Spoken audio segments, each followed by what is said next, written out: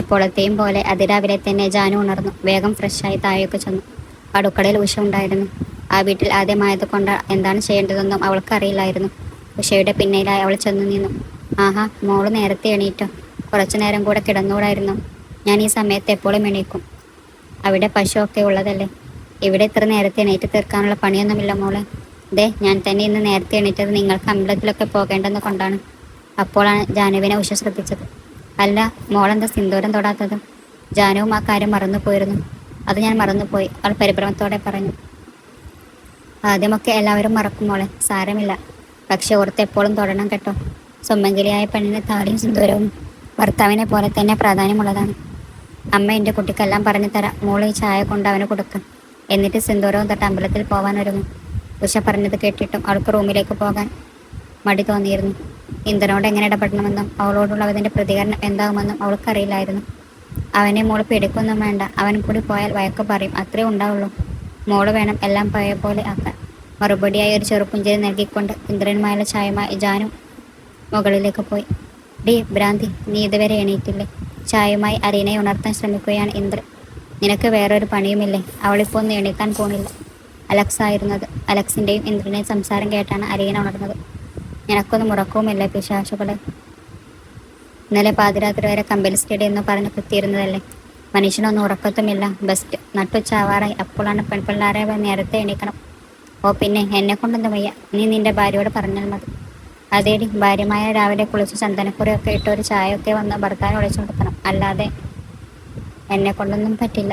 ഞാനെങ്ങാനുമാണെങ്കിൽ നീ ഇതുപോലെ എന്നും ചായ കൊണ്ട് തരേണ്ടി വരും. അല്ല ലക്സെ, നിനക്കും ഇതുപോലത്തെ സ്വപ്നങ്ങളുണ്ടോ? ആവും സമാധാനമായി. എല്ലാവരും ഇവനെ പോലെ അല്ലല്ലോ. പൊട്ടിച്ചിരിച്ചുകൊണ്ടാണ് അവളത് പറഞ്ഞത്. അവളുടെ ആ ചിരിയാണ് ഇന്ദ്രനെ എപ്പോഴും ആകർഷിച്ചിരുന്നത്. എന്താ ശബ്ദം കേട്ടാണ് ഇന്ദ്രൻ കണ്ണുകൾ തുറന്നത്. കണ്ണിൽ കുളിച്ച് മുഖത്ത് ചായങ്ങൾ പൂശാതെ ഒരു കുറി മാത്രം തൊട്ട്. ജാനുവിനെ കണ്ടപ്പോൾ ഒരു നിമിഷത്തേക്ക് ഇന്ദ്രൻ പരസ്പരം മറന്നു നോക്കി. എന്തുവാ? ജാനുവിൻ്റെ ശബ്ദമാണ് അവനെ ഉണർത്തിയത്. അപ്പോഴാണ് ജാനുവാണ് മുന്നിൽ നിൽക്കുന്ന ബോധം അവനുണ്ടായത്. എന്തുവാടി, രാവിലെ തന്നെ മനുഷ്യനെ പേടിപ്പിക്കാൻ നോക്കുവാണോ? ഓരോ വേഷം കെട്ടിക്കൊണ്ട് വന്നോളും. ഞാനൊരു വേഷം കെട്ടാൻ വന്നതല്ല. അമ്മ ചായ കൊണ്ടുതരാൻ പറഞ്ഞു. തണുത്തു പോകാതിരിക്കാനാണ് വിളിച്ചത്. ദേ വെച്ചിട്ടുണ്ട്. ഇതും പറഞ്ഞവൾ കണ്ണാടിക്ക് മുന്നിലേക്ക് പോയി. അല്പം നനവുള്ള അവളുടെ മുട്ടറ്റമുള്ള മുടി കൈകൊണ്ട് ഒതുക്കി സിന്ദൂരച്ചപ്പിൽ നിന്നും ഒരു നുള്ള് സിന്ദൂരത്തിൽ എടുത്ത് സീമന്ത രേഖയിലേക്ക് ചാർത്തി. സിന്ദൂരം അണിഞ്ഞതും കണ്ണാടിയിലെ തന്നെ പ്രതിബിംബത്തിന് ഒരു പ്രത്യേക ഭംഗി കൈവന്നതുപോലെ അവൾക്ക് തോന്നി. കണ്ണാടിയിൽ നോക്കി തിരിഞ്ഞവൾ കാണുന്നത് തന്നെ ആശ്ചര്യത്തോടെ നോക്കി നിൽക്കുന്ന ഇന്ദ്രനെയാണ്. എന്താണെന്ന് അവൾ പുരുകം പൊക്കി ചോദിച്ചപ്പോഴാണ് ഇന്ദ്രൻ തൻ്റെ അബദ്ധം മനസ്സിലായത്. തൻ്റെ മനസ്സിൽ ആഗ്രഹിക്കുന്നത് പോലെ ജാനു പെരുമാറിയപ്പോൾ അറിയാതെ ഒരു കൗതുകം തോന്നി നോക്കിയതാണ്. അല്ലെങ്കിലും ഇവളെന്ത് കാണിച്ചാലും തന്നെ ബാധിക്കുന്ന കാര്യമല്ലല്ലോ. രാവിലെ ഒരുങ്ങിക്കെട്ടി എങ്ങോട്ടേക്കാണ്? തനിക്കുണ്ടായ ജാളിത മറക്കാനായി കൃത്യം ദേഷ്യത്തിൽ അവൻ ചോദിച്ചു. അമ്പലത്തിൽ പോണമെന്ന് അമ്മ പറഞ്ഞു. ഓ, അതാണോ രാവിലെ തന്നെ ഈ പ്രഹസനം? ഞാനെന്ത് പ്രഹസനമാണ് കാട്ടിയത്? ഇതൊക്കെ ഞാനെന്നും കാട്ടാറുള്ള പ്രഹസനം ആണ്. കാണെ ഏട്ടനും ശീലമായിക്കൊള്ളും. അതും പറഞ്ഞവൾ റൂമിൽ നിന്ന് പുറത്തേക്ക് ഇറങ്ങാൻ തുടങ്ങി. അതെ, അമ്മ പറഞ്ഞു വേഗം റെഡിയാവാൻ. അമ്പലത്തിൽ ഇന്ന് എന്തൊക്കെയോ വിശേഷാൽ പൂജയൊക്കെ ഉണ്ടെന്ന്. ഞാനൊന്നും വരുന്നില്ല. എല്ലാവരും നിന്റെ കൂടെ വന്നാലും മതി. എൻ്റെ കൂടെ വന്നെന്നും വെച്ച് എന്താണ്? ദൈവത്തെ കാണാനല്ലേ പോണത്? ഇനിയിപ്പോൾ എന്നോടുള്ള ദേഷ്യം ദൈവത്തോട്ട് കാട്ടുന്നത് എന്തിനാണ്? ഞാൻ പറഞ്ഞല്ലോ, ഭാര്യയുടെ ഒരു അവകാശം ഞാൻ പിടിച്ചു വാങ്ങാൻ വരില്ല. പിന്നെന്തിനാ പേടിക്കണേ? നമുക്ക് പോയിട്ട് വരാമെന്നേ. എനിക്കാണെങ്കിൽ ഇവിടെ പരിചയവുമില്ല. സ്ഥലം കാട്ടിത്തരാൻ വരാണെന്ന് വിചാരിച്ചാൽ മതി. സെറ്റ് സാരിയും നീല നിറത്തിലെ ബ്ലൗസുമായിരുന്നു ജാനുവിൻ്റെ വേഷം. മുടി വൃത്തിയിൽ പിന്നെ ഒതുക്കി വെച്ചിരുന്നു.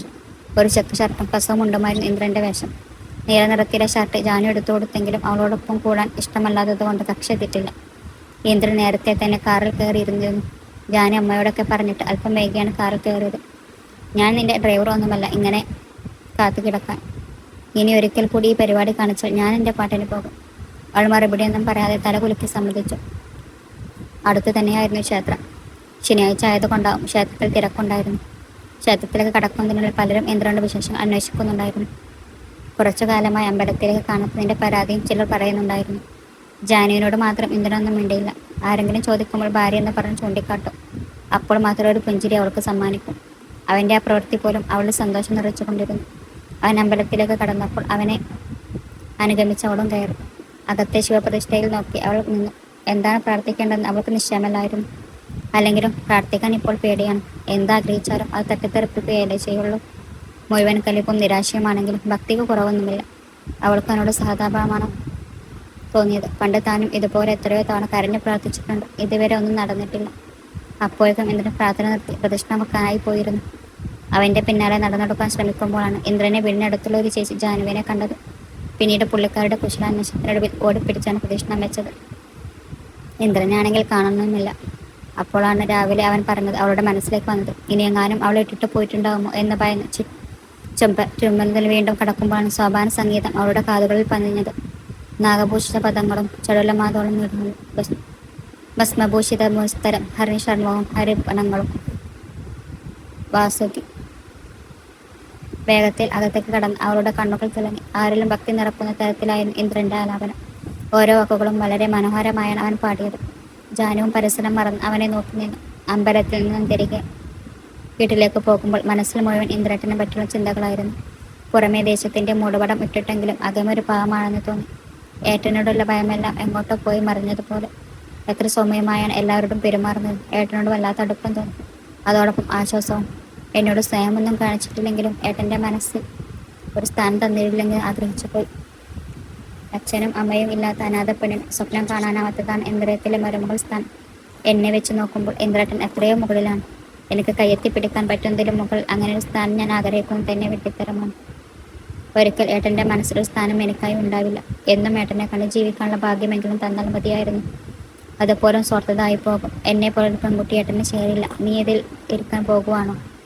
ഇന്ദ്രന്റെ ശബ്ദം കേട്ട ജാനൊന്ന് ഞെട്ടി. നീ കണ്ണ് ഉറങ്ങുമായിരുന്നു. ജാടയത് മറക്കാൻ ഒരു പുഞ്ചിരി സമ്മാനിച്ചു. ഒരാൾ പുറത്തേക്ക് ഇറങ്ങി. ഇന്ദ്രന് മുഖം കൊടുക്കാതെ വേഗം വീട്ടിലേക്ക് പോയി. അവൾ അകത്ത് ചെന്നതും ലിവിംഗ് ഉഷയും രുദ്രയും ഉണ്ടായിരുന്നു. അവരുടെ മുഖത്തും സന്തോഷം അവരിലേക്കും പകർന്നിരുന്നു. ജാനുവിനെ നോക്കി ചിരിച്ചുകൊണ്ട് എടുത്ത് ചോദിച്ചു. ജാനുവിന്റെ മുഖം നാണം കൊണ്ട് ചോന്നു. എൻ്റെ രുദ്ര, നീ എൻ്റെ കുട്ടിയെ കളയാക്കാതെ മോളിവിടെ വന്നിരിക്കും. അമ്പലത്തിൽ പോയ ശേഷം പറയും. ജാനു സന്തോഷത്തോടെ ഉഷയുടെ അരികിൽ പോയിരുന്നു. ഒരു കൊച്ചുകുട്ടിയെ പോലെ ഉഷ അവളെ ചേർത്ത് പിടിച്ചു. കള്ളത്തരം ചെയ്ത കുട്ടിയെ പോലുള്ള അവളുടെ ഇരിപ്പ് അവനിടം സംശയം ഉണ്ടാക്കി. അവളെ ഒന്ന് കൂർപ്പിച്ചു നോക്കി അവനെ മുകളിലേക്ക് പോയി. അവൻ പോയതും അവൾ വീണ്ടും കഥ പറച്ചിൽ തുടങ്ങി. മുകളിൽ നിന്നുകൊണ്ട് ഇന്ദ്രനും അത് ശ്രദ്ധിക്കുന്നുണ്ടായിരുന്നു. പലപ്പോഴും അവളുടെ സംസാരം അവനും ചുറ്റിപ്പറഞ്ഞു. ഇടക്കപ്പോഴൊക്കെ അവളോടുള്ള സ്പേശം അവനും മറന്നു പോകുന്നുണ്ടായിരുന്നു. ഉച്ച കഴിഞ്ഞ് വിരുന്നിന് വേണ്ടി മാധവന്റെ വീട്ടിലേക്ക് അവർ യാത്ര തിരിച്ചു. പോകുന്ന വഴിക്ക് പരസ്പരം ഒന്നും സംസാരിച്ചില്ലെങ്കിലും ഇടയ്ക്കിടെ ജാനു അവനെ പാടി നോക്കുന്നുണ്ടായിരുന്നു. എന്തോ അവനെ കാണാനൊരു കൗതുകം അവളിൽ ഉടലെടുത്തിരുന്നു. പോകുന്ന വഴിക്ക് അനുവിന് ശിവക്കും ചോക്ലേറ്റൊക്കെ വാങ്ങിച്ചു. ഒരു റെസ്റ്റോറൻറ്റ് മുന്നിൽ വണ്ടി നിർത്തിയപ്പോൾ എന്തിനാണെന്ന് ഭാവമായിരുന്നു ജാനു ഉണ്ടായത്. അകത്തേക്ക് ഇന്ദ്രനെ അനുഗമിച്ചു. ശിവക്കും അനുവിനും ഇഷ്ടമായതെടുക്കാൻ പറഞ്ഞപ്പോൾ സന്തോഷം തോന്നി. എല്ലാം വില കൂടിയ തുണിത്തരങ്ങൾ ആയത് കൊണ്ട് പലതും സെലക്ട് ചെയ്യാതെ മാറ്റിവെക്കുന്നത് കണ്ട് ഇന്ദ്രൻ തന്നെ സെലക്ട് ചെയ്തു. മാധവൻ നിർമ്മലക്കും ഓരോ ജോഡി ഡ്രസ്സ് എടുത്തിരുന്നു. വീട്ടിലേക്ക് കാർ കടക്കുമ്പോൾ തന്നെ മാധവൻ അവരെയും കാത്തുമുറ പടത്തിൽ നിൽക്കുന്നുണ്ടായിരുന്നു. നിർമ്മലെ, മക്കൾ വന്നു കേട്ടോ, അകത്തേക്ക് നോക്കി മാധവൻ പറഞ്ഞത് കേൾക്കേണ്ട താമസം അനുവും ശിവയും പാഞ്ഞു പുറത്തേക്ക് വന്നു. ജാനു ചേച്ചി. രണ്ടാളും ജാനുവിനെ കുട്ടിപ്പോയി. ഓരോന്നും പറഞ്ഞുകൊണ്ടിരിക്കുമ്പോഴാണ് ഇന്ദ്രനും അങ്ങോട്ടേക്ക് വന്നത്. കൊള്ളാം, അപ്പോൾ ഞാൻ ഒറ്റക്കായി അല്ലേ? അതും പറഞ്ഞതും രണ്ടാളും ശമപ്പറച്ചിലൊക്കെ ആയി ഇന്ദ്രന്റെ പുറകിലെ പോയി. അവർക്ക് വാങ്ങിയ ഡ്രസ്സുകളും പലഹാരങ്ങളും കണ്ടപ്പോൾ രണ്ടാൾക്കും ഒത്തിരി സന്തോഷമായി. ഇന്ദ്രനാണ് സെലക്ട് ചെയ്തെന്ന് പറഞ്ഞപ്പോൾ സന്തോഷത്തോടെ തീർച്ചയായത്തോടും മാധവന് തോന്നി. തൻ്റെ കണക്കുകൂട്ടലുകൾ പിഴക്കാത്തതിൽ സ്വയം അഭിമാനിച്ചു. ഇന്ദ്രനോടൊപ്പം കൂടി കഴിഞ്ഞപ്പോൾ ശിവയും അനുവും മറ്റൊരു ലോകത്തായിരുന്നു. സ്കൂളിലെ വിശേഷം പറച്ചിലും പരസ്പരം കളിയാക്കലും ആകെ ബഹളം. ഇന്ദ്രനും അവരോടൊപ്പം ഒരു കൊച്ചുകുട്ടിയെ പോലെ കൂട്ടായി. കുറെ നേരത്തെ ബഹളത്തിന് ശേഷം രണ്ടാളും പോയപ്പോൾ ഇന്ദ്രനും മാധവനും തമ്മിലായി സംസാരം. മാധവന്റെ കൃഷിയിടത്തെപ്പറ്റി സംസാരിച്ചപ്പോൾ പരിചയസമ്പന്നനായ ഒരു നാട്ടിൻപുറത്തുകാരനായി അവൻ മാറുകയായിരുന്നു. ആ കണ്ണുകൾ ഇടക്കപ്പോയ നിർത്തിളക്കവും ഉണ്ടായി.